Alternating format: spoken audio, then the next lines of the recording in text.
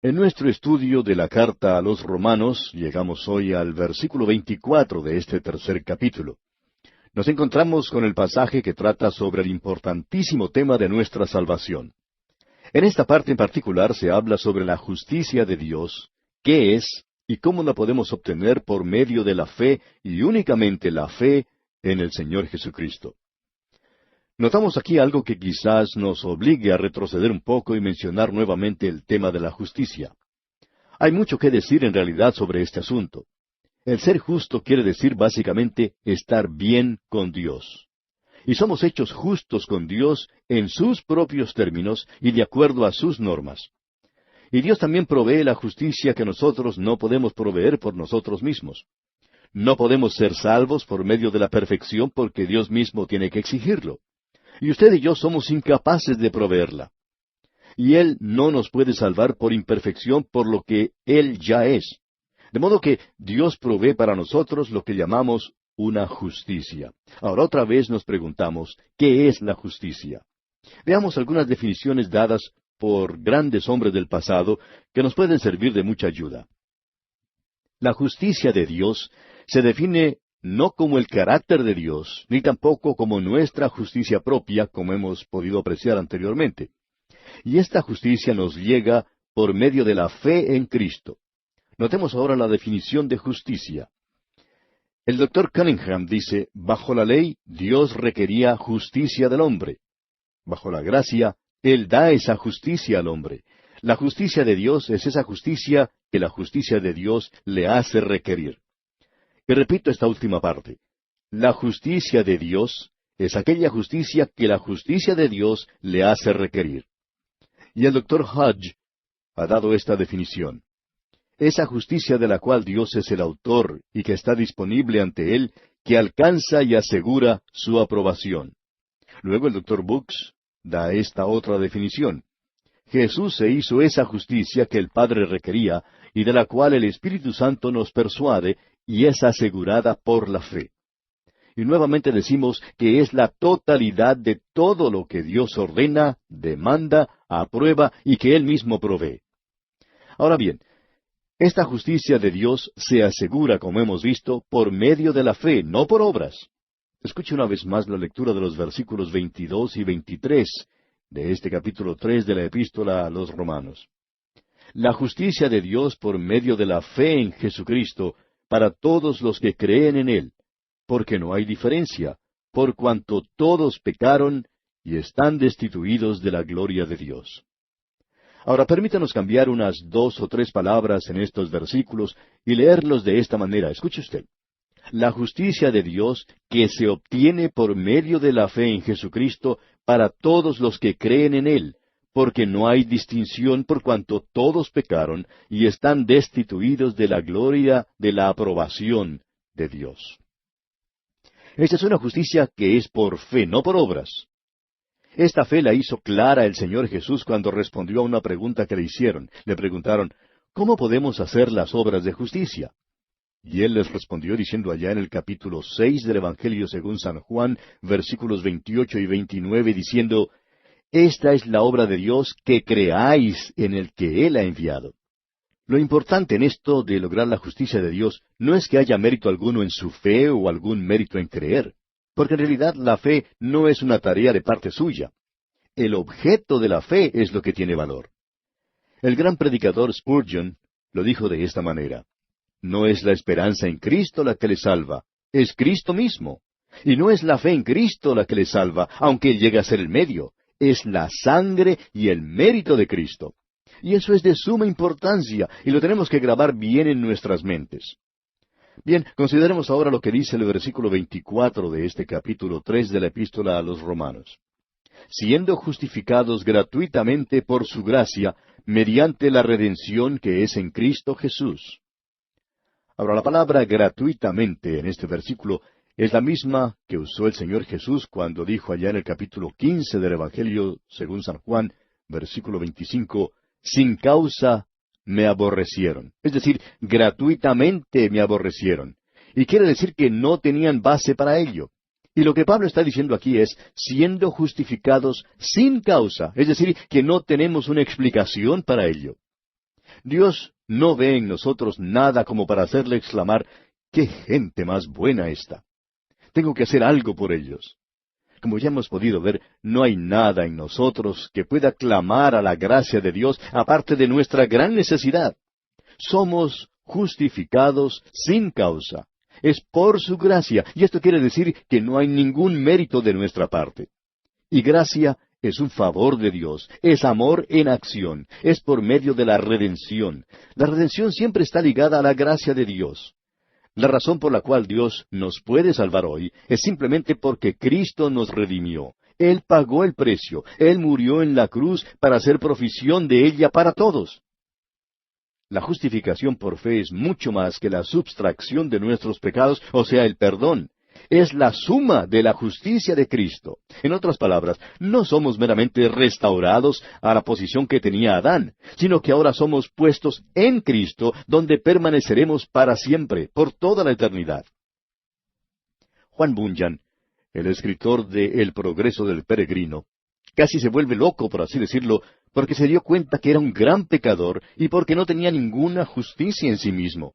Y entonces dijo, cuando Dios me mostró a Juan Bunyan, como él veía a Juan Bunyan, ya no confesaba que era un pecador, sino que era pecado desde la coronilla hasta las plantas de mis pies. Estaba lleno completamente de pecado.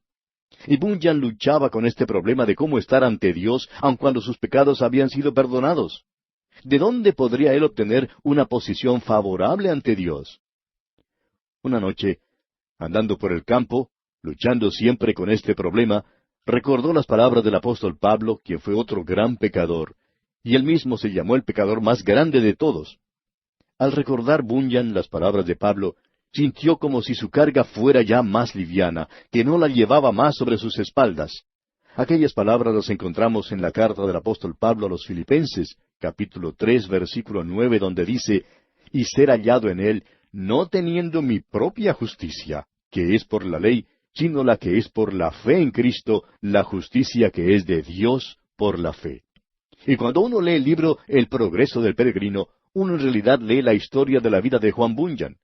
Si usted ya lo ha leído, recordará que cuando el peregrino llegó con su pesada carga a cuestas a la ciénaga del desaliento, no sabía qué hacer, hasta cuando llegó a la cruz y allí perdió su carga y recibió a Cristo como su Salvador. Así es, amigo oyente, como Dios nos salva, por gracia. Esa es la fuente de la cual ha manado el agua viviente de Dios hasta esta era de la gracia. Gracias a lo que Dios hizo, permitiendo la muerte de su Hijo, Dios puede salvar por gracia. El apóstol Pablo, escribiendo a los Efesios, dice allá en el capítulo 2 de aquella carta, versículos 4 y 5, pero Dios, que es rico en misericordia, por su gran amor con que nos amó, aun estando nosotros muertos en pecado, nos dio vida juntamente con Cristo. Por gracia sois salvos. Y el comentarista Newell dijo de esa gracia lo siguiente, escuche usted. La gracia de Dios es infinita, operando por medios finitos el sacrificio de Cristo y una libertad infinita libre de las restricciones temporales de la ley.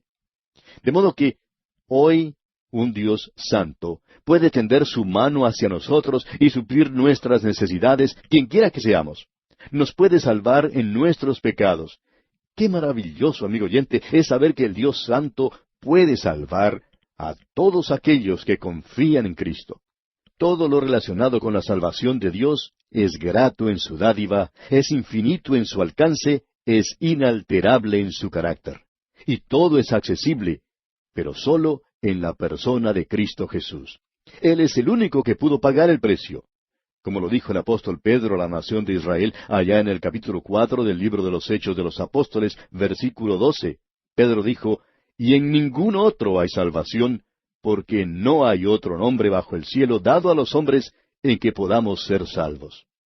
Ahora, en los versículos 25 y 26 de este capítulo 3 de la carta a los Romanos, tenemos lo siguiente. Leamos estos dos versículos.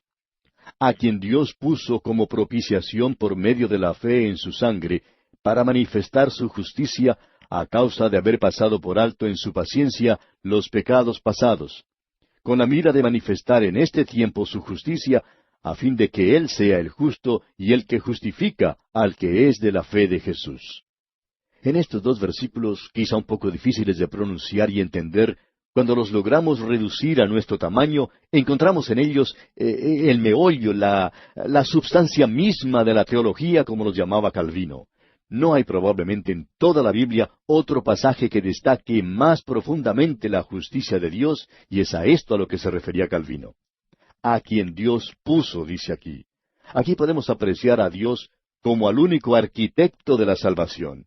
Y Él es quien puede salvar hoy. Usted y yo, amigo oyente, no podemos salvar. No hay religión que pueda salvar, ni siquiera una iglesia que pueda salvar. El apóstol Pablo, escribiendo a los Corintios, dice en su segunda carta, capítulo 5, versículo 18, y todo esto proviene de Dios, quien nos reconcilió consigo mismo por Cristo.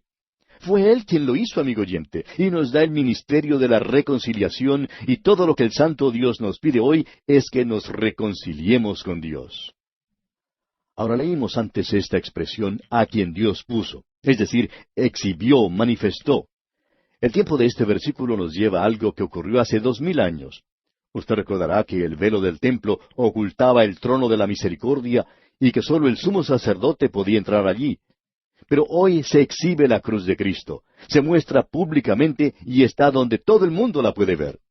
Cristo es la propiciación. Ahora no deje que esta palabra le asuste porque, aunque parezca algo demasiado complicado, todo lo que quiere decir es trono de juicio o misericordia. Él, es decir, Dios, ha puesto a Cristo como el trono propiciatorio. Eso lo encontramos también en el capítulo 9 de la carta a los Hebreos, versículo 5.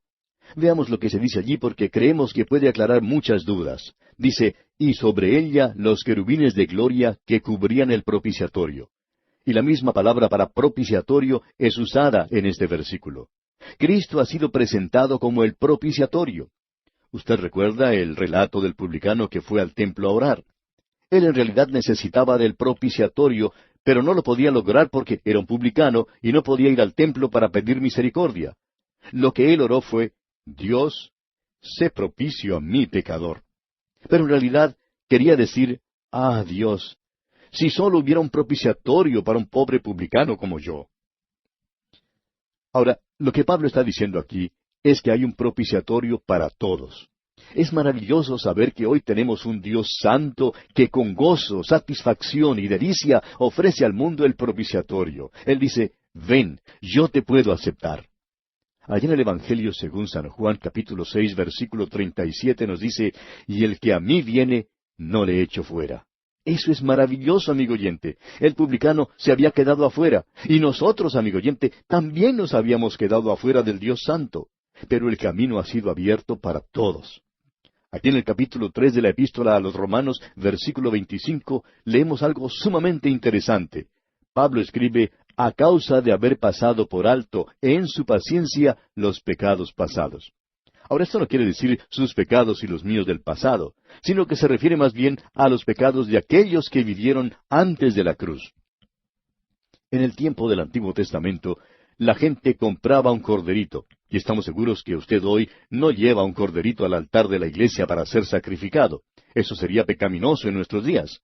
Pero en ese tiempo, antes de la venida de Cristo, era algo necesario. La ley lo exigía. El cordero del sacrificio estaba señalando, en efecto, hacia la venida de Cristo. Nadie en esa época creía que el corderito pudiera quitar sus pecados. Ninguna persona pensaba en eso. Si usted le pudiera haber preguntado a Abel, por ejemplo, cuando él presentó un cordero a Dios, y usted le hubiera dicho, Abel, ¿cree usted que el corderito quitará sus pecados? De seguro que Abel le habría respondido, no. Entonces, usted quizá le hubiera dicho, ¿por qué lo trajo entonces? Y la respuesta de Abel habría sido, Dios lo exigió, Él nos mandó que se lo trajéramos. Bueno, diríamos, pero eso no es lo que leemos en Génesis.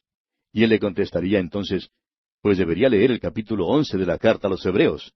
Allí en ese capítulo 11 de la carta a los Hebreos, versículo 4 dice, por la fe, Abel ofreció a Dios más excelente sacrificio que a Caín.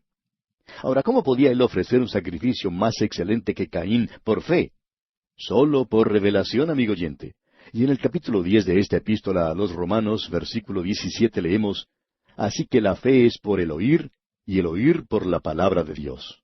La única manera que él pudo haber ofrecido ese sacrificio por fe era que Dios lo trajera. Usted le podría haber preguntado directamente a Abel, ¿sabe lo que Dios realmente piensa, Abel? Y creemos que Abel podría haber contestado algo así. Pues Dios le dijo a mi madre que vendría un Salvador. No sabemos cuándo, pero vendrá. Y hasta cuando Él venga, tenemos que hacer esto porque tenemos que andar por fe. Así es que cuando leemos aquí en este capítulo 3 de la Epístola a los Romanos los pecados pasados, quiere decir que hasta el día de la muerte de Cristo, Dios salvaba a crédito. Dios nunca salvó a Abraham ofreciendo un sacrificio. Dios nunca salvó a nadie por traer un sacrificio. El sacrificio señalaba hacia Cristo, y cuando Cristo vino, Él pagó todo lo del pasado. No solo los pecados del pasado, sino los pecados de este lado de la cruz, porque en el versículo 26 se nos dice, con la mira de manifestar en este tiempo su justicia, a fin de que Él sea el justo y el que justifica al que es de la fe de Jesús. Ahora, de este lado de la cruz, nosotros no traemos sacrificios, pero debemos confiar en Cristo. Ahora, Pablo hace una pregunta. Dice en la primera parte del versículo 27, ¿dónde pues está la jactancia? Si Dios está salvando hoy por fe en Cristo, y no por nuestros méritos o nuestras obras, entonces, ¿dónde pues está la jactancia? ¿De qué podemos hacer alarde hoy en día, amigo oyente? No podemos ni siquiera jactarnos de que somos ortodoxos. Nosotros, amigo oyente, no tenemos nada de qué gloriarnos. Y Pablo hace esta pregunta, ¿dónde pues está la jactancia? Y luego contesta esta pregunta de esta manera aquí en el resto del versículo 27. Queda excluida. ¿Por cuál ley? ¿Por la de las obras? No, sino por la ley de la fe. Él quiere decir aquí, refiriéndose a la ley, que no se trata de la ley del Antiguo Testamento, sino que habla del principio de ley, de cualquier ley. Cualquier cosa que usted cree que puede hacer. Y en la segunda referencia, por supuesto, es la ley que excluye la ley del Antiguo Testamento. Y quiere decir sencillamente una regla o un principio de fe. En otras palabras, Dios salva a la raza humana no en base a méritos, sino en base a lo que uno cree sobre lo que Él ha hecho por nosotros y por lo tanto excluye la jactancia. Ahora en el versículo 28 leemos, concluimos pues que el hombre es justificado por fe sin las obras de la ley. Ahora esta no es una conclusión a la cual ha llegado Pablo, ni un resumen de lo que ha dicho, sino que está dando una explicación del por qué se excluye la jactancia. ¿Por qué? Porque el hombre, amigo oyente, es justificado por fe. Esa es la base. Y ahora Pablo presenta un argumento final. Escuche usted lo que dice aquí en el versículo 29 de este capítulo 3 de la Epístola a los Romanos. ¿Es Dios solamente Dios de los judíos? ¿No es también Dios de los gentiles? Ciertamente, también de los gentiles. En otras palabras, ¿Dios pertenece solamente a los judíos? ¿O pertenece también a los gentiles? Y Pablo dice, sí, también a los gentiles. El argumento que Pablo presenta aquí es muy decisivo. Pablo dice, si la justificación es por la ley, entonces Dios pertenece a los judíos. Pero si la justificación es por fe, entonces Él es Dios de los judíos y de los gentiles. La lógica aquí debe llamarnos la atención. Si los judíos persistían en su posición, entonces debería haber dos dioses, uno de los judíos y otro para los gentiles. Pero el judío no puede permitir esto. El judío es monoteísta, es decir, cree en un solo Dios. Y probablemente la declaración más grande jamás dada a la nación de Israel la encontramos allá en el libro de Deuteronomio capítulo 6, versículo 4, donde leemos, Oye Israel, Jehová nuestro Dios, Jehová uno es. Y ese fue el sonoro mensaje que él dio al mundo pagano antes de la venida de Cristo. Veamos ahora el versículo 30. Porque Dios es uno, y Él justificará por la fe a los de la circuncisión y por medio de la fe a los de la incircuncisión. En otras palabras, hay un solo Dios. En el Antiguo Testamento Él le dio la ley al hombre. El hombre fracasó, pero Dios no lo salvó porque guardara o cumpliera la ley. Fue el sacrificio el que siempre trajo la fe, señalando hacia la primera venida del Señor Jesucristo. Notemos ahora lo que dice el versículo 31, ya que Pablo no ha concluido su argumento. Dice, ¿luego por la fe invalidamos la ley? En ninguna manera, sino que confirmamos la ley. Esta referencia a la ley trae otro significado de esta palabra. No está limitada en esta ocasión al sistema mosaico. Tampoco se refiere a cualquier ley, sino que se está refiriendo a toda la revelación del Antiguo Testamento. La fe excluye la obra de la ley. ¿Anuló entonces toda la revelación del Antiguo Testamento? De ninguna manera. Y Pablo mostrará en el próximo capítulo, es decir, en el capítulo 4 de esta epístola a los Romanos, por medio de una ilustración de dos personajes del Antiguo Testamento, que son Abraham y David, que esto no excluyó aquello, porque estos dos sobresalientes hombres fueron salvos no por la ley, sino por la fe. Y bien, amigo oyente, nos detenemos aquí por hoy, porque nuestro tiempo ya ha concluido. Dios mediante, en el siguiente programa, continuaremos este apasionante estudio de la epístola del apóstol Pablo a los Romanos.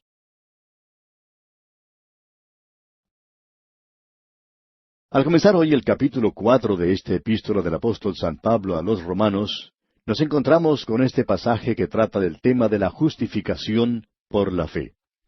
Ya hemos tratado la doctrina que se nos había dado. De paso, digamos que eso ha sido también de importancia. Esta otra sección en la que nos encontramos hoy habla de la justificación del pecador. Pablo declara enfática y claramente que el hombre es pecador, y luego revela que Dios provee la justicia para el pecador. Más tarde, esa justificación por la fe es explicada, y esa es la sección que hemos finalizado en nuestro programa anterior. Tenemos ahora ante nosotros la justificación por fe ilustrada. Y las ilustraciones que se nos presenta son dobles. Primero, veremos a Abraham, quien fue justificado por fe. Esto fue antes de la ley. Luego tenemos a David, quien estuvo bajo la ley, y que fue también justificado por fe. En los días del apóstol Pablo, Abraham y David eran probablemente tenidos en alta estima por la nación de Israel, mucho más que cualquier otro personaje del Antiguo Testamento. Nos damos cuenta que en estos días no ocurre lo mismo. Hace muchos años, por ejemplo, hubo un debate entre los rabinos judíos sobre quién era el personaje más grande del Antiguo Testamento. Y el asunto estaba entre Moisés y Abraham. Ahora, nunca nos dimos cuenta del resultado final, pero dio la impresión, según los informes mencionados en las noticias, de que Moisés era el favorito de muchos, aún por encima de Abraham. Pero aún eso no es verdad en nuestros días, cuando se trata de los judíos ortodoxos. Ellos siempre hablan de Abraham. El judío se jacta hasta este día de que Abraham es nuestro padre, y tiene razón en eso. Luego recordamos que el Señor en su día hizo la siguiente pregunta allá en el Evangelio según San Mateo, capítulo 22, versículo 42. Preguntó Jesús, ¿qué pensáis del Cristo? ¿De quién es hijo? Le dijeron, de David. Y creemos que en esos días la gente pensaba que las personas más destacadas del Antiguo Testamento serían Abraham, el fundador de la raza, y David, el gran rey. Aquí, pues, Pablo usa estos dos destacados personajes del Antiguo Testamento como ilustraciones para basar sus declaraciones en el último capítulo de que hay acuerdo, hay concordancia entre la ley y el Evangelio. Aunque ellos representan dos sistemas diametralmente opuestos, no se contradicen ni están en conflicto el uno con el otro. No son mutuamente privativos bajo la ley y antes de la ley. La fe en Dios fue el único requisito, y Abraham antes de la ley fue justificado por fe, y David bajo la ley cantó de la justificación por fe. Ahora Pablo no está presentando aquí una doctrina nueva y extraña que cancela el Antiguo Testamento y deja al judío flotando en el mar de la vida, asido a un ancla en lugar de estar en un bote salvavidas. Pablo está demostrando que tanto Abraham como David están en el mismo bote salvavidas, el cual él está ofreciendo a su pueblo en su día, y el cual se llama justificación por fe. Ahora la ley era un maestro. Tomó al hombre bajo la ley, lo tomó de la mano para llevarlo al Señor Jesucristo. En los primeros 5 versículos de este capítulo 4 de la epístola a los Romanos, vemos que Abraham fue justificado por fe. Leamos pues el primer versículo que dice así: ¿Qué pues diremos que halló Abraham nuestro padre según la carne? Aquí podríamos traducir este versículo de otra manera que quizás se asemeje más a lo que Pablo dijo. Escuche cuidadosamente. Entonces, ¿qué diremos que halló Abraham nuestro primer padre según la carne? Es decir, por un esfuerzo humano. Usted puede notar que esto sigue en el mismo pensamiento con el contexto. Esa palabra, entonces, une este argumento con lo que él venía diciendo en el 3 capítulo. El Evangelio descarta la jactancia y establece la ley. Eso lo vimos en nuestro último estudio. Abraham y David confirman lo que Pablo está diciendo en esta tesis. Luego, él usa una frase idiomática, dice, ¿qué pues diremos? Ahora, Pablo usa esta frase en los párrafos argumentativos de esta carta. Él ha llegado a una de estas secciones en su escritura, de modo que Pablo, en la primera división, no ha intentado probar o argumentar que el hombre es un pecador. Y usted no encontrará una frase como esta: entonces, ¿qué diremos?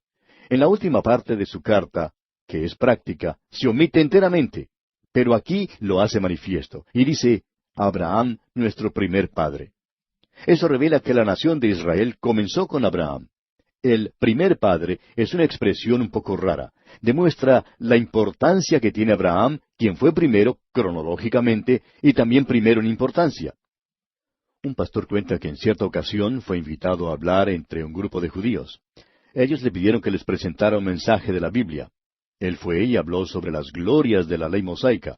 Se sorprendió al ver que ellos se detenían en Abraham. Jamás pasaban más allá de Abraham. Luego él les preguntó si no contaban a Noé o a Adán en su linaje. Los judíos se pusieron a reír y le dijeron que no. Esos hermanos judíos dijeron simplemente: no. Nos detenemos en Abraham. Él es nuestro primer padre. Bien, ¿qué fue entonces lo que descubrió Abraham según la carne? Abraham descubrió que las obras según la carne no producían jactancia, sino vergüenza y confusión. Esa era la obra de Abraham. No tenía nada de qué vanagloriarse. En realidad creemos que Abraham fue un gran hombre, especialmente en lo que concierne a Lot, y él no permitió que los reyes de Sodoma y Gomorra lo recompensaran.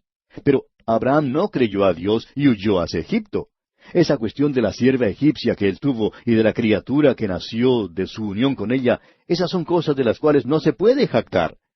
Veamos ahora cómo desarrolla Pablo esta situación. Él dice aquí en el versículo 2 de este capítulo 4 de su epístola a los Romanos: porque si Abraham fue justificado por las obras, tiene de qué gloriarse, pero no para con Dios. Él se puede gloriar en sí mismo, pero no ante Dios. Se asume que Abraham tenía buenas obras que tenían valor ante Dios, y en realidad él tenía muchas buenas obras.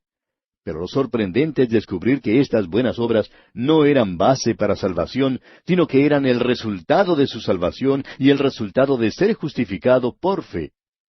Aparentemente hay una contradicción entre los apóstoles Santiago y Pablo, pero en realidad no ocurre así. Cuando Santiago dijo allá en el capítulo 2, versículo 21 de su carta: ¿no fue justificado por las obras Abraham nuestro padre cuando ofreció a su hijo Isaac sobre el altar? Ahora, las obras a las que se refiere Santiago aquí no son las obras de la carne bajo la ley, porque él no estaba bajo la ley, sino que está hablando de las obras de la fe. Abraham creyó en Dios y ofreció a Isaac, pero no llegó a dar muerte a su hijo. Dios lo detuvo y no permitió que cumpliera completamente con su ofrenda. Y tanto Santiago como Pablo se están refiriendo al mismo versículo. Abraham creyó a Dios y le fue contado por justicia. Usted puede leer esto allá en el capítulo 2 de la epístola del apóstol Santiago, versículo 23, y también en este capítulo 4 de la epístola a los Romanos, versículo 3. Lo que hace Santiago es ir hasta el fin de la vida de Abraham y también hasta el momento en que ofreció a Isaac. Abraham está en la misma situación que en la que se encuentra el más débil de los pecadores. Abraham tenía obras de las que podía jactarse, pero no ante Dios. Dios, amigo oyente, no acepta las obras de la carne, y las obras de la carne no pueden estar delante de su santidad. Y las obras de Abraham estaban, por cierto, un poco manchadas. Llegamos ahora al versículo que acabamos de mencionar, es decir, el versículo 3 de este capítulo 4. Escuche usted. Porque, ¿qué dice la Escritura? Creyó Abraham a Dios y le fue contado por justicia. Como ya dijimos, el apóstol Santiago menciona este mismo versículo. Y Pablo lo hace en 3 de sus cartas, si es que él escribió Hebreos, y yo pienso que sí lo hizo. Lo menciona aquí en Romanos, también en Gálatas y en Hebreos. Pablo recurre a las Escrituras como la autoridad final. Él hasta la personifica, como en este pasaje. Las Escrituras son Dios hablando. ¿Qué dice la Escritura? Dios está hablando y no hay ninguna otra autoridad a la que se pueda apelar. Cuánto deseo, amigo oyente, que las personas que se dicen evangélicas creyeran en realidad en la palabra de Dios y que ella es la palabra de Dios, que es Dios el que está hablando y no el hombre. El apóstol Pablo cita las palabras del Antiguo Testamento unas 60 veces en esta epístola. Y la que estamos mencionando es una cita que aparece allá en el capítulo 15 del libro de Génesis, versículo 6, donde leemos: y creyó a Jehová, y le fue contado por justicia. Pablo está diciendo, escuche lo que la Escritura dice. Dios le está hablando en la palabra de Dios.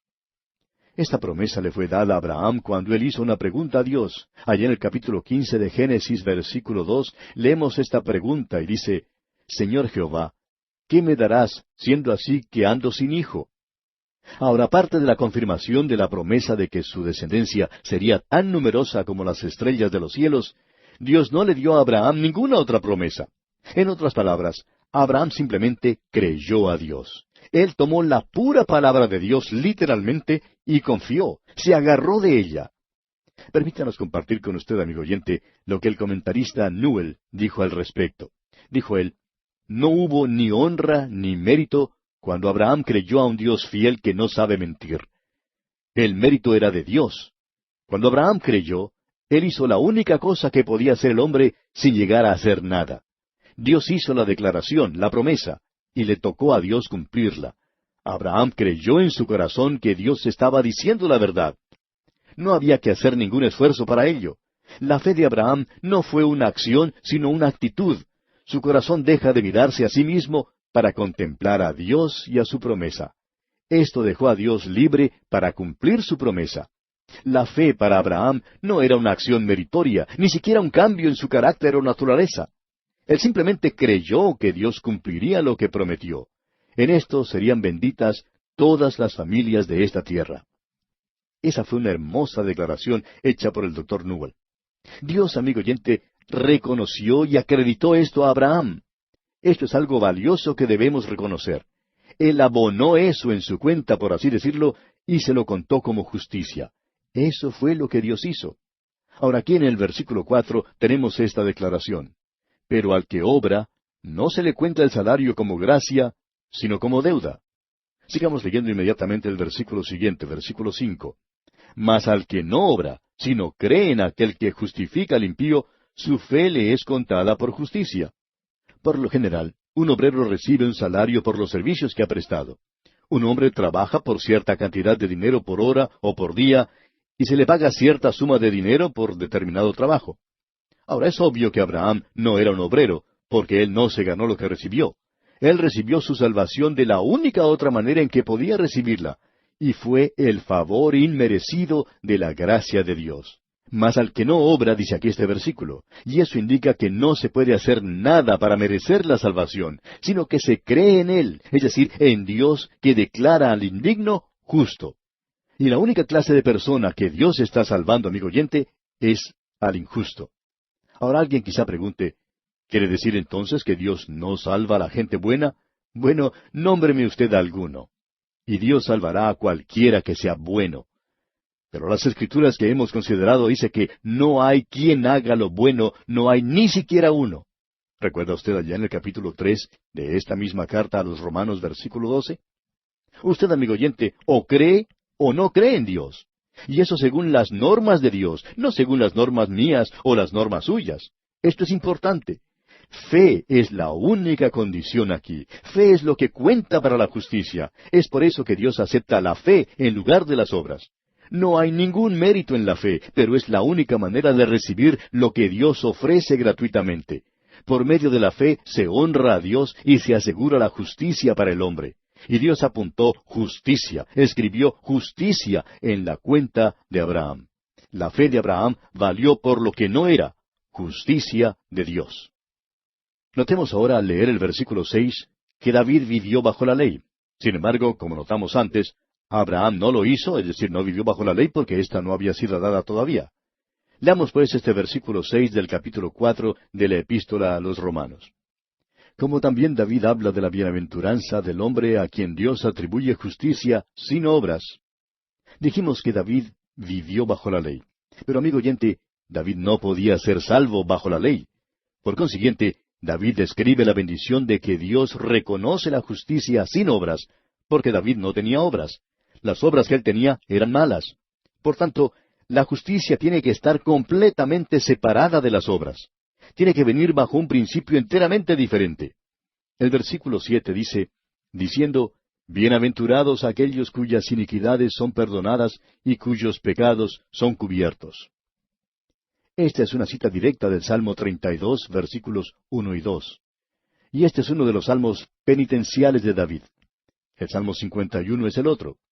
Estos versículos son el producto del gran pecado de David y por consiguiente confesión y aceptación. Bienaventurados, dice aquí. Y esto expresa lo más elevado en la felicidad y el gozo. Esta es la bienaventuranza más grande de todas. David conoció esto por experiencia, y que Dios perdona las iniquidades, es decir, la desobediencia. David quebrantó la ley deliberadamente. Él no lo hizo en ignorancia de la ley. Sin embargo, fue perdonado. Y esto habla de una remisión completa. Esto es mucho más que un simple perdón. Un juez severo puede hacer eso bajo ciertas circunstancias. Pero aquí se habla de la ternura de Dios, que toma al pecador en sus brazos de amor y lo recibe con afecto, y sus pecados son cubiertos. ¿Cubiertos? ¿Cómo? Porque el Señor Jesucristo murió y derramó su sangre. Es por eso que el apóstol Pablo dijo aquí en el versículo 8, Bienaventurado el varón a quien el Señor no inculpa de pecado. El Señor no inculpa de pecado. David fue un gran pecador. Sin embargo, Dios quitó su pecado, tal cual le informó Natán. Eso lo leemos allá en el segundo libro de Samuel, capítulo 12, versículo 13, donde dice, Entonces dijo David a Natán, Pequé contra Jehová. Y Natán dijo a David, También Jehová ha remitido tu pecado, no morirás. Pero David fue corregido. David había dictado su propio castigo cuando él respondió al relato de Natán, del hombre rico, que tomó la única corderita del hombre pobre. David dijo, allá en el versículo 6 del segundo libro de Samuel, capítulo 12, debe pagar la cordera con 4 tantos. Y 4 de los hijos de David fueron muertos. El hijo de Betsabé, Amnón su primogénito, Absalón y Adonías. La aflicción fue como una plaga en la vida de David. Pero la culpa de David no fue acreditada a su cuenta. Otro llevó la culpa por él. No nos sorprende que él pudiera decir, Bienaventurado aquel cuya transgresión ha sido perdonada. Ahora, ¿qué de usted, amigo oyente? ¿Se goza hoy porque sus pecados han sido perdonados?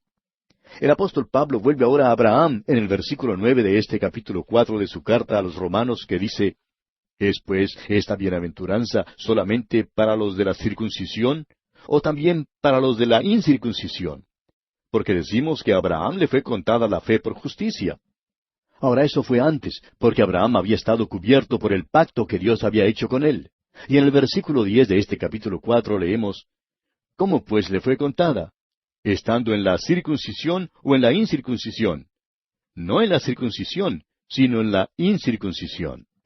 Dios le había hecho una promesa a Abraham, y él creyó que Dios lo haría mucho antes de que hubiera un acuerdo hecho, salvo lo que Dios había dicho que haría. Y Abraham creyó en la lisa y llana palabra de Dios. Veamos ahora los versículos 11 hasta el 13 de este capítulo 4 de la epístola a los Romanos. Y recibió la circuncisión como señal, como sello de la justicia de la fe que tuvo estando aún incircunciso, para que fuese padre de todos los creyentes no circuncidados, a fin de que también a ellos la fe les sea contada por justicia. Y padre de la circuncisión, para los que no solamente son de la circuncisión, sino que también siguen las pisadas de la fe que tuvo nuestro padre Abraham antes de ser circuncidado. Porque no por la ley fue dada a Abraham o a su descendencia la promesa de que sería heredero del mundo, sino por la justicia de la fe. Dios hizo esa promesa a Abraham, amigo oyente, mucho antes de la introducción de la circuncisión, mucho antes de eso. Él simplemente creyó en Dios, amigo oyente. Ahora en el versículo 14 y hasta la primera parte del versículo 16 leemos, Porque si los que son de la ley son los herederos, vana resulta la fe y anulada la promesa. Pues la ley produce ira, pero donde no hay ley, tampoco hay transgresión. Por tanto, es por fe, para que sea por gracia. Como usted puede ver, amigo oyente, Dios salvó a Abraham por gracia nada más. Siguiendo más adelante en este capítulo 4 de la epístola a los Romanos, podemos observar lo siguiente aquí en el versículo 19.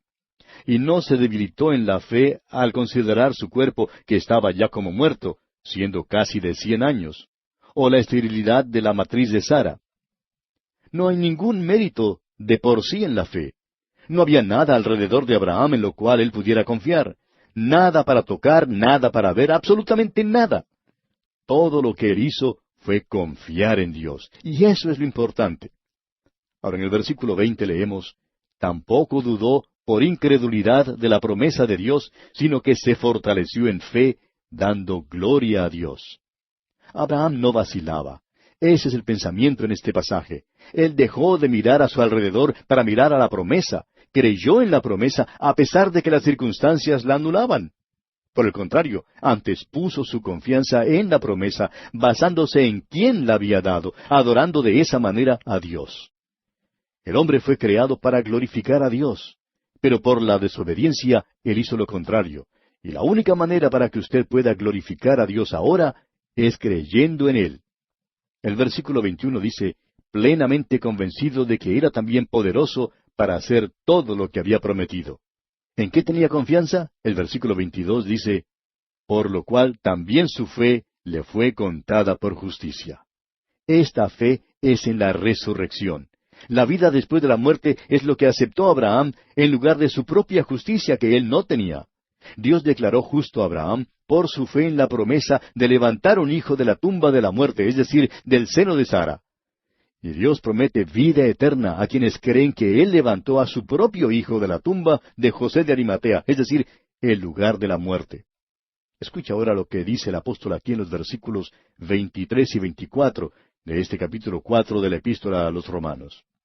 Y no solamente con respecto a Él se escribió que le fue contada, sino también con respecto a nosotros, a quienes ha de ser contada, esto es, a los que creemos en el que levantó de los muertos a Jesús, Señor nuestro. Usted sabe que el vientre de Sara era como una tumba, era un lugar muerto, pero de él salió vida. Abraham le creyó a Dios.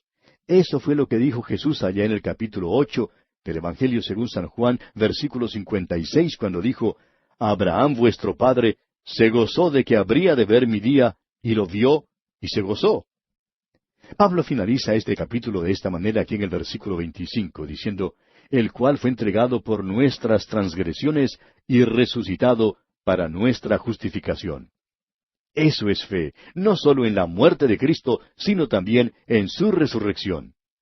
Alguien ha dicho que en su muerte Cristo pagó nuestra deuda, y en su resurrección Él descargó esa deuda.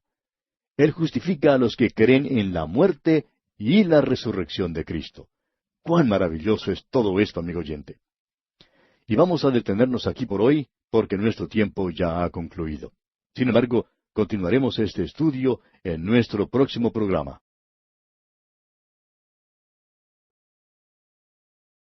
Llegamos hoy al capítulo 5 de esta epístola a los Romanos. Y aquí tenemos los beneficios de la justificación por la fe y la base de la santificación. La primera sección de este capítulo concluye el tema de la salvación, mientras que la última sección comienza a tratar el tema de la santificación. La salvación y la santificación son temas diferentes, pero no contrarios, sino que la santificación surge de la salvación como el agua del manantial. Es necesario mantener separados el manantial y la corriente, puesto que son dos temas diferentes. Bueno, como dijimos entonces, es en la primera división de este capítulo 5 que el apóstol Pablo concluye el tema de la salvación o de la justificación por la fe, lo cual fue presentado por primera vez allá en el capítulo 3 de esta epístola, versículo 21. Y Pablo trata ahora el tema del futuro de la justificación por la fe. Este es un sistema maravilloso, como Pablo ya nos lo ha mostrado, pero ¿es final o es inestable? ¿Resistirá las presiones y los choques de la vida? ¿Tendrá el mismo valor después de pasar por el crisol de la prueba y la dificultad? ¿Habrá seguridad en tal sistema? Y Pablo contesta a estas preguntas en la primera sección de este capítulo 5 de su epístola a los Romanos. Los beneficios que se enumera aquí no son frutos, sino más bien los resultados lógicos de la justificación por la fe. Hemos sido salvados por la redención que tenemos en Cristo. Esta redención fue comprada con gran precio en la cruz. Nos libra de la culpa del pecado. La cuestión del pecado ya ha sido arreglada. Eso quiere decir que no compareceremos ante el juicio de Dios. Quiere decir que todos aquellos que han confiado en Cristo ya tienen un hogar eternal en el cielo. Pablo ahora nos muestra que hay ciertos beneficios ahora mismo, o sea, en esta vida, para quien confía en Cristo como su Salvador. J. A. Beat, un estudioso de la Biblia, ha dicho que Dios da justicia por la fe a todos aquellos que creen y que entregó a Cristo a la muerte para hacer que esto sea compatible con su propia justicia. Pablo prosigue desarrollando en forma lógica los resultados de estas doctrinas. Ahora, en la segunda división de este capítulo 5, el apóstol Pablo principia el tema de la santificación. Denota allí el único potencial para esta obra de Dios. Nos hace ver que está arraigado en nuestro reconocimiento que sólo hay dos cabezas sobre la humanidad. Podemos ser linaje natural de Adán o linaje espiritual por medio de Cristo. Por medio del encabezamiento de Adán, recibimos pecado y muerte, mientras que por medio de Jesucristo recibimos la justicia y la vida. Leamos pues el primer versículo de este capítulo 5 de la Epístola a los Romanos. Justificados pues por la fe, tenemos paz para con Dios por medio de nuestro Señor Jesucristo. La Biblia menciona varias clases de paz. Por ejemplo, hay ese sueño de la paz mundial. Las Naciones Unidas se han esforzado por obtener la paz en el mundo, así como se esforzó ante la Liga de las Naciones. No lograron la paz en el pasado y no la están logrando en el día de hoy tampoco, amigo oyente. Muchos creen que si uno protesta lo suficiente, pues que por último habrá paz en el mundo. Sin embargo, mientras haya pecado en los corazones de los hombres, amigo oyente, nunca habrá paz en el mundo. Solamente el príncipe de paz puede traer esa paz a esta tierra. Pero esta no es la clase de paz de la cual Pablo habla en este versículo. También tenemos esa paz que se conoce como la tranquilidad del alma. Esa es la paz que el Señor Jesucristo mencionó allá en el Evangelio según San Juan, capítulo 14, versículo 27, cuando dijo, «La paz os dejo, mi paz os doy, yo no os la doy como el mundo la da. No se turbe vuestro corazón, ni tenga miedo». Esta paz viene a aquellos creyentes que no solamente han confiado en Cristo, sino que también descansan en Él. Ojalá yo pudiera decir que he conocido la paz continuamente desde que soy creyente, pero no ha sido así, no la he conocido en esa forma. Reconozco que la paz está disponible al creyente, pero a veces, amigo oyente, cuando nos hallamos bajo tensiones y dificultades, o cuando estamos cansados, esta paz se nos va y no es nuestra porción. Bueno, tampoco es esta la paz de la cual Pablo habla aquí. La paz de la cual Pablo habla en este versículo es el estado de estar reconciliados con Dios. Es la paz que resulta entre el pecador reconciliado y Dios. El pecador ya no es enemigo de Dios que lucha contra él. El creyente en Cristo tiene paz con Dios, quien ha extendido su misericordia al pecador. Dios ya no tiene cargo alguno contra el pecador. El pecador ya no es culpable. Tiene una salvación que es permanente y eternal. Esta paz resulta de tener perdonados los pecados. Cuando el hombre pecó allá en el huerto de Edén, no solo huyó de Dios, sino que también se halló alejado de la vida de Dios, y en realidad era enemigo de Dios. Un Dios santo tenía que mantenerse apartado del pecador. Ahora, cuando Cristo murió en la cruz, Dios se volvió, y ahora a un Dios santo le es posible decir al pecador perdido, «Ven a mí». Usted, amigo oyente, no tiene que hacer nada para ser reconciliado con Dios. Algunos creen que es necesario dejar caer muchas lágrimas para poder reconciliarse con Dios. Hay algunos evangelistas que tienen buen éxito en lograr que la gente llore. Pero, amigo oyente, ¿cuántas lágrimas necesita dejar uno caer para obtener la reconciliación? Amigo oyente, las lágrimas no enternecen el corazón de Dios. Y gracias a Dios que las lágrimas no son esenciales. Usted no tiene que hacer nada para ser reconciliado con Dios, pues esto fue lo que Cristo ya hizo por nosotros en la cruz del Calvario. Dios es reconciliado con el hombre por lo que Cristo logró en la cruz. Y el mensaje del Evangelio es, según lo expresa Pablo en su segunda carta a los Corintios, capítulo 5, versículo 20, diciendo, «Así que somos embajadores en nombre de Cristo, como si Dios rogase por medio de nosotros, os rogamos en nombre de Cristo, reconciliaos con Dios». Los hombres hoy en día están en paz en sus pecados. Pablo trató el tema del pecado en la primera sección de esta epístola a los Romanos para desbaratar esta falsa paz que poseen las almas de los hombres. Hay muchas almas cansadas que adolecen de un complejo de culpa, que desean ir a alguna parte para quitarse esa culpa de sus almas. Un psicólogo cristiano dijo hace algunos años, «El único lugar donde uno puede acudir para deshacerse de su culpa es a la cruz de Cristo».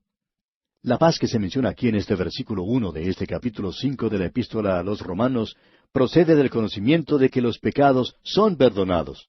Este es el primer beneficio de la justificación por fe. Pasemos ahora al versículo 2. Por quien también tenemos entrada por la fe a esa gracia en la cual estamos firmes y nos gloriamos en la esperanza de la gloria de Dios. Ahora, el segundo beneficio que se da en este capítulo 5 es el del acceso, o como dice el obispo Moule, una entrada gratis. Tenemos acceso a Dios mediante la oración. Es maravilloso tener a alguien a quien acudir y con quien hablar acerca de uno mismo y de los problemas de la vida. El Hijo de Dios puede ir a su Padre Celestial en cualquier momento y Él escuchará y contestará nuestras oraciones. Claro que eso no quiere decir que Dios siempre contestará las oraciones de la manera en que nosotros queremos que sean contestadas, pero obrará según su sabiduría y no según nuestra voluntad. En lugar de ser excluidos debido a nuestros pecados, se nos da un pase, por decirlo así. La fe es como ese pedacito de cartón en las manos que es nuestro pase. Otro pagó el precio de la entrada, y nosotros tenemos entrada a la gracia de la justificación. No solo tenemos entrada, sino que también podemos quedarnos allí, y esto denota la permanencia de este acceso. Son muy pocos los que tienen acceso al presidente de su país. La mayoría de las personas encuentran que es imposible tener una entrevista privada con él. Aquellos que disfrutan de este privilegio tienen algún mérito o alguna demanda sobre su tiempo. ¿Qué contraste tenemos aquí, ya que el pecador más malo y el santo más débil pueden tener una audiencia con el Rey de Reyes? El pecador más débil que confía en él es puesto en su presencia y se le permite quedarse allí. ¡Qué privilegio es este, amigo oyente! Ahora, el tercer beneficio se da también en este versículo donde dice, nos gloriamos en la esperanza de la gloria de Dios. El pensamiento aquí es que el pecador salvado tiene algo de lo cual puede jactarse legítimamente. Esta jactancia no está arraigada en algún amor propio mal colocado, ni en un engreimiento vano. La esperanza es una verdad objetiva, y definitivamente se refiere a la única esperanza del cristiano. Pablo le dijo al joven predicador que se llamaba Tito, allá en el capítulo 2 de su carta, versículo 13, aguardando la esperanza bienaventurada y la manifestación gloriosa de nuestro gran Dios y Salvador Jesucristo. El Hijo de Dios tiene una esperanza, tiene un futuro, tiene algo que esperar, que anticipar en los años venideros. Vivimos en tiempos cuando el hombre tiene todo tipo de cosa imaginable. El hombre vive en una sociedad afluente y tiene todas las comodidades de la vida. Lo interesante, sin embargo, es que no tiene ningún futuro. James Rusten, escritor del diario The New York Times, ha declarado que hay una creencia hoy en día de que los problemas se han amontonado y multiplicado tanto que el hombre ya no puede resolver los problemas de la vida. Eso no constituye ningún futuro, ¿no le parece? Antes de morir, George Bernard Shaw dijo que había puesto toda su esperanza en el liberalismo y que había descubierto que tal filosofía no había resuelto los problemas del mundo. Luego hizo la siguiente declaración un tanto extraña. Dijo, ustedes miran a un ateo que ha perdido su fe. Cuando un ateo pierde su fe, en verdad ha perdido algo, amigo oyente. No tiene nada más de lo cual pueda asirse. El mundo hoy en día está buscando una esperanza y un futuro. Esto explica muchos de los movimientos que existen en el día de hoy. La falta de esperanza ha conducido a muchos al vicio de los narcóticos y a otros a buscar algún escape en otras avenidas perjudiciales. El hombre ha perdido su esperanza en el futuro. Pero los creyentes tienen una esperanza bienaventurada. Ellos sí saben que a los que aman a Dios, todas las cosas les ayudan a bien, esto es, a los que conforme a su propósito son llamados, como dice Pablo en el capítulo 8 de esta misma epístola a los Romanos, versículo 28. También saben que ni la muerte, ni la vida, ni ángeles, ni principados, ni potestades, ni lo presente, ni lo porvenir, ni lo alto, ni lo profundo, ni ninguna otra cosa creada nos podrá separar del amor de Dios, que es en Cristo Jesús, Señor nuestro. La esperanza de una felicidad eterna pertenece solamente a los redimidos por la preciosa sangre de Cristo. La justificación por medio de la fe hace que la esperanza bienaventurada del creyente sea una realidad y una gloriosa expectación. Ella sola garantiza los deleites del cielo. Pasemos ahora a los versículos 3 y 4 de este capítulo 5 de la Epístola a los Romanos.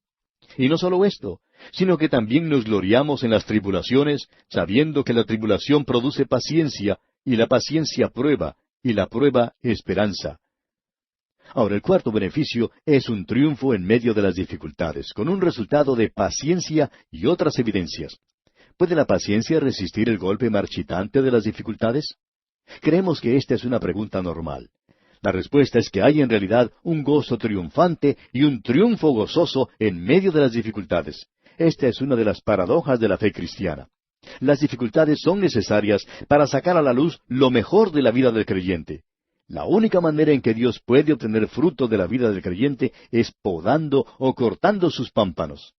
El mundo no busca las dificultades, sino las situaciones buenas, fáciles o cómodas en las cuales las dificultades no existan.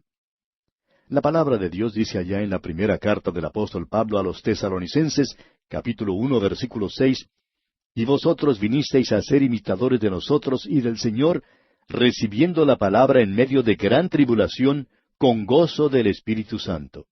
También nos dice allá en la primera carta del apóstol Pedro, capítulo 1, versículo 7, «Para que sometida a prueba vuestra fe, mucho más preciosa que el oro, el cual aunque perecedero, se prueba con fuego, sea hallada en alabanza, gloria y honra cuando sea manifestado Jesucristo». El resultado de esta experiencia para el cristiano es una manifestación visible en su vida, y esto es lo que la Biblia llama el fruto del Espíritu Santo. Algunos frutos del Espíritu son también el producto de nuestra experiencia. También el creyente mismo y los que entran en contacto con Él pueden comprobar que Él es aprobado de Dios. Las dificultades no deben debilitar la fe del cristiano, sino más bien fortificarla. En realidad, las dificultades deben engendrar intrepidez. El resultado final es esperanza, lo cual significa un optimismo sobreabundante en cuanto a la vida. Y ahora en el versículo 5 tenemos el quinto beneficio. Dice, «Y la esperanza no avergüenza, porque el amor de Dios ha sido derramado en nuestros corazones por el Espíritu Santo que nos fue dado». El quinto beneficio es el amor de Dios, lo que quiere decir el amor de Dios se ha manifestado para con nosotros, como los versículos siguientes lo comprueban. Este versículo no está hablando en cuanto a nuestro amor para con Dios, sino del amor de Dios para con nosotros. Pablo dice que esta esperanza nunca nos defraudará ni nos traicionará y tampoco nos causará vergüenza, porque en el mismo tiempo de la persecución el amor de Dios nos es manifestado por medio del Espíritu Santo. Ahora esta es la primera referencia al ministerio del Espíritu Santo y solo se menciona brevemente en este versículo. No llegamos a ninguna explicación acerca del ministerio del Espíritu Santo, sino hasta el capítulo 8 de esta epístola a los Romanos, donde se menciona muchas veces. Pero aquí quisiéramos dirigir su atención al hecho de que se establece con toda claridad en este versículo que el Espíritu Santo es dado a todo creyente y no solamente a algunos pocos. El Espíritu Santo confirma en forma viviente la realidad del amor de Dios en el corazón de cada creyente. Esto es amor de Dios para con nosotros y no nuestro amor para con Dios. Mucho necesitamos estar conscientes del hecho de que Dios nos ama. Cuando somos probados severamente, el recordar este hecho nos da estabilidad y felicidad interior. Este es el amor de Dios para con nosotros, que sólo el Espíritu Santo nos puede hacer comprender y ver en Cristo.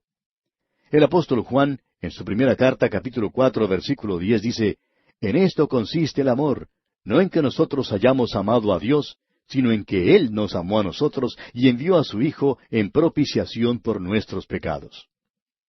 Ahora, el sexto beneficio, el cual también se encuentra en este versículo 5, es el hecho de que el Espíritu Santo es dado a cada creyente, como ya hemos mencionado.